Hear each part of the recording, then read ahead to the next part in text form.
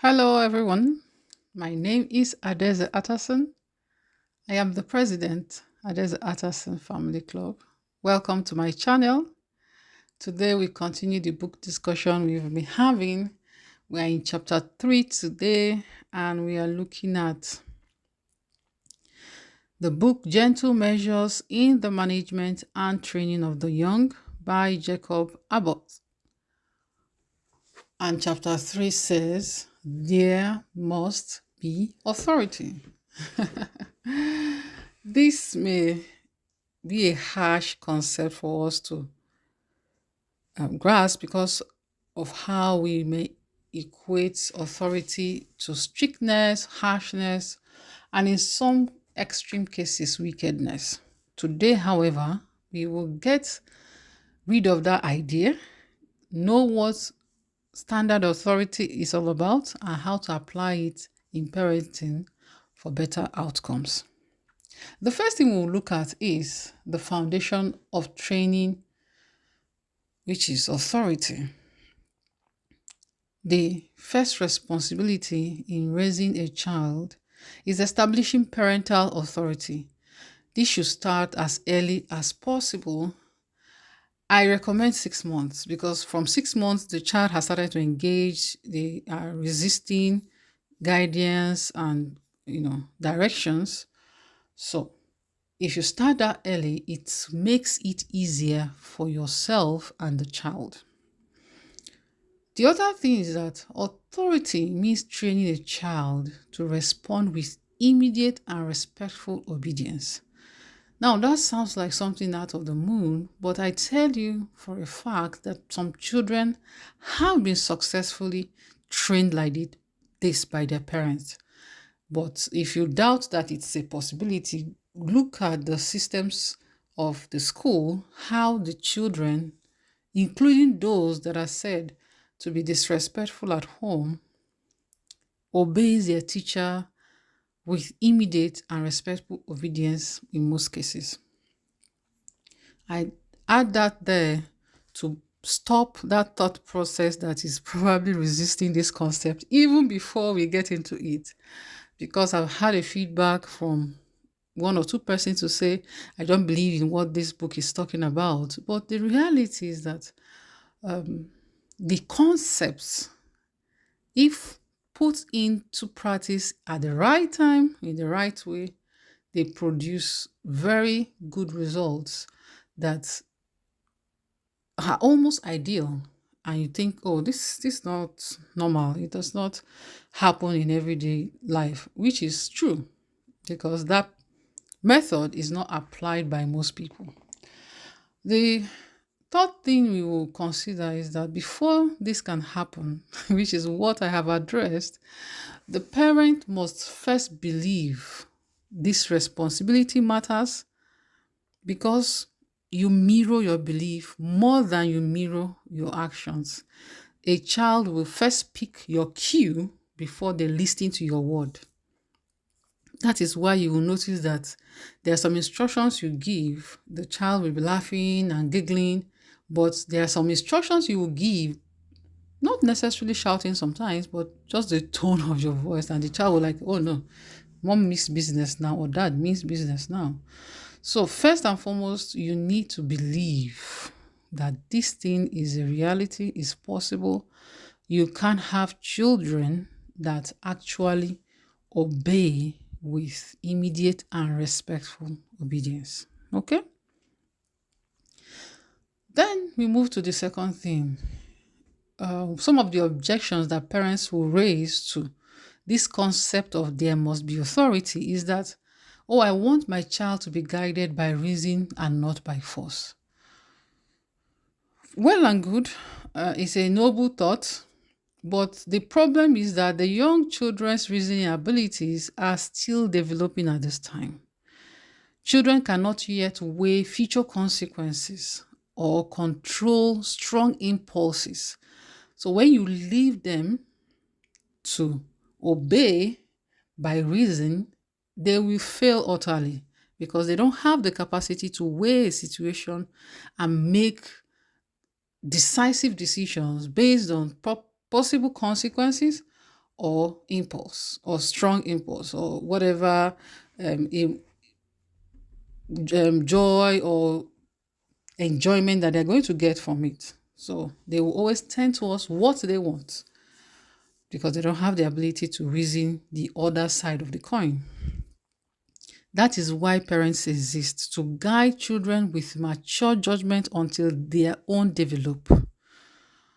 And so if you outsource this skill or outsource this responsibility, you're putting your child in a great danger, because as you will not leave a toddler running towards a busy street to continue going while you have lecture or teach him about traffic safety, but rather you run immediately, get the child out of danger and retrieve the person to safety. In the same way, you can't leave a child to reason out directions that you give them. Rather, you insist that they do the right thing, and then later they will understand why. One of the examples that has stuck with me is the fact that when you're learning math, English, languages as a child, you don't like it. You don't want to do it. And no matter the level of explanation that is given to you at that time, you will rather be playing. But the parents, at least most parents, will insist that you learn. Later on in life, sometimes 20 years later, you'll be like, oh, I'm glad my mother insisted I learn piano, or I'm glad my mother insisted I learn that programming language. But at the time that you have been told to do it, your reasoning could not comprehend why you would leave that practice to go, why you should leave your play to come and practice. And another pointer to this situation that we must put into mind and use it to guide ourselves when we want to make an argument for reason is that the society itself, using the government as the one in charge of the society or the parent of the society, will not allow a child of allow a child of 13 years old to do physical jobs and earn a living. It's supported by law. But they will not allow the same child to vote on who will be the next leader on matters that involve politics and governance until the child is 18. That is when they consider that the reasoning capacity has developed. So if you're a mother and you're allowing your child to make critical decisions based on their reasoning capacity, the government has shown us a path that until the child is up to 18, critical decisions should not be left in their hands. Moving on to the third thing, the other objection is that some parents will raise is that authority will make a child love them less. There is a point in that, depending on what you understand by authority. We made reference to wickedness in the beginning as the way people perceive authority. And we've also made references to extreme strictness. That is not what authority means. So if we remove that out of the way, then it enables us to see that it doesn't really interfere. The authority we are talking about here doesn't really interfere with the parent-child relationship. It will help us to even grow in affection and strong bond with the children as we share our lives with them, because a child really needs to know that the adult in their life is strong, is firm, is fair, is consistent. That strengthens their love and their safety quotient. So if you are a parent and you're concerned about relationship with your child, then I will give you 4 things that you can start doing to improve your relationship, which will then help them to obey better, respect your authority better. The first one is to join in their play. Most parents don't do this enough, especially in the age of gadgets and internet and selective viewing. So you can be on YouTube watching something, your child will be on a tablet watching something, the husband will be on his phone watching something. At the end of the day, nobody is actually engaging the child. And what I found out is that a child will give up their tab any moment that their parent is available to engage with them in physical place. So, are you worried about the relationship with your child? Drop your device, come out of the screen, get the screen out of your child's hand, and get into their play. The second thing you can do to build relationship is to share in their joys. When you do that, they have a connection with you that is improves and increases their confidence to obey you when you say do something. And sometimes what that also helps is that because they don't want to lose that thing they have with you when they can bring their joys to you or play with you, even if they don't want to obey, they will obey for the sake of, oh, I want to be able to come to my mom or dad to share my joys or to have them play with me.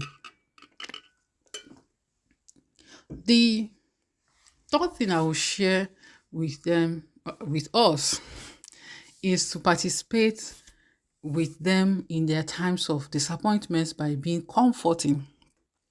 What most parents do is when their child is disappointed, they start to lecture, give motivational speech.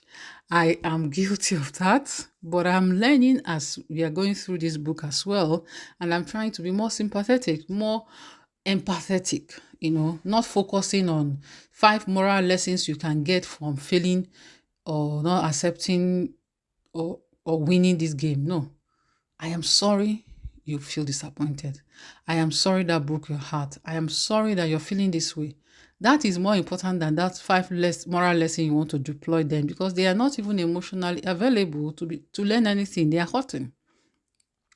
Then the fourth thing you can do to improve your relationship with them that will then enforce authority when you start to apply is to understand their feelings. When a child is frowning or screaming or shouting or throwing tantrums or just behaving abnormally, don't assume what the situation is. Don't assume what is causing it. Have a conversation. Try to have them say what they are feeling and try to understand why they could possibly be feeling that, because we are all children and we have the ability to tap into that inner version of us and, be able to associate better with our children. So, moving a bit faster now, the two great responsibilities of parents is one, to provide strength until the child grows. When a child is frowning or screaming or shouting or throwing tantrums or just behaving abnormally, don't assume what the situation is. Don't assume what is causing it. Have a conversation. Try to have them say what they are feeling and try to understand why they could possibly be feeling that, because we are all children and we have the ability to tap into that inner version of us and, be able to associate better with our children. So, moving a bit faster now, the two great responsibilities of parents is one, to provide strength until the child grows to be physically strong. That's where you're providing food, water, shelter, education, protection, and all that. The second one is to provide guidance until the child develop and mature to take decisions and make judgments. Okay. While most of us find it way easier and see the need more apparent to provide strength, most of us lack, shamefully, if I must say the truth, in providing that guidance. And we are not going to go into the quality of guidance, but let's just leave it in the fact that most of us are not, pulling our weight in this second responsibility, which is as important, if not more important, than providing physical care. Okay? So, as you give your child food every day, let the food and the provisions you make for your child every day be a reminder that there is another aspect of this child's body or personality that needs care, which is the soul. And then you have to start thinking, how do I feed the soul of this child? How do I empower the mind to walk, to think, to grow, to be strong and maintain, some level of tenacity that can help them to go through life. Okay. The last thing before we go to the end of this conversation is another case for why we should pay attention to insisting on authority being the basis of conversations when we are trying to train a child, because the child's mental strength comes way later and it develops way slower. When you see a 6-year-old tall, talking very well, the mental capacity of that child often doesn't match the physical strength they are exhibiting, and you can easily tell by some of the lousy decisions that they make. Not to deviate, I know of at least two of my cousins when we were much younger that jumped literally from the curtain. They climbed the top of the curtain and they jumped from there. The other one broke an arm. The other one sprained his ankle. Thank God it wasn't anything serious. And I'm sure all of us know one or two child has done something ridiculous and you're wondering, wasn't it obvious to you that you are going to hurt yourself? No, that's the answer. It was not obvious because their brain and mental capacity is still developing. Okay? So you might then come to a place of, if I'm going to train a child with authority, so does it mean that I don't answer them when they ask questions, give explanations for the commands I've given? It is a yes and it's a no. Yes, you can explain, but no, you can't explain before obedience. So explanation should never be an incentive or some sort of motivation to get the child to behave or obey you. It should be that they are obeying or have agreed to obey but need more information. Then you can start having the conversation of giving additional information, but that explanation should never happen before obedience, because when you do that, you put yourself in a delicate situation. There are some things that you say, I am telling you not to go through this pathway because it is dangerous. Then the child runs through the pathway and nothing happens. That means that your reason does not support your premise. So what the consequence you told the child that they will suffer doesn't happen. So that means all the other reasons you're giving is subject to their experiment. So you must resist that urge. I tell you, it is difficult. Resist that urge to explain. Okay? So in conclusion, we already said that authority does not mean harshness. In fact, the more gently and calmly and kindly is delivered, the better for both you that is delivering it and for the child that is receiving it. That's why it is called, we talked about gentle measures, because gentle measures are calming to the child's physiological system, is calming to their mind as well.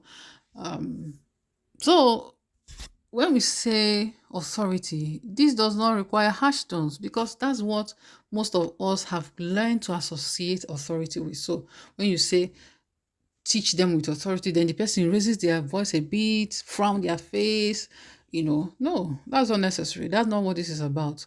In fact, touch the child, be gentle, give pet names, call pet names, whatever needs to be done to pass the message clearly, kindly, calmly, and gently.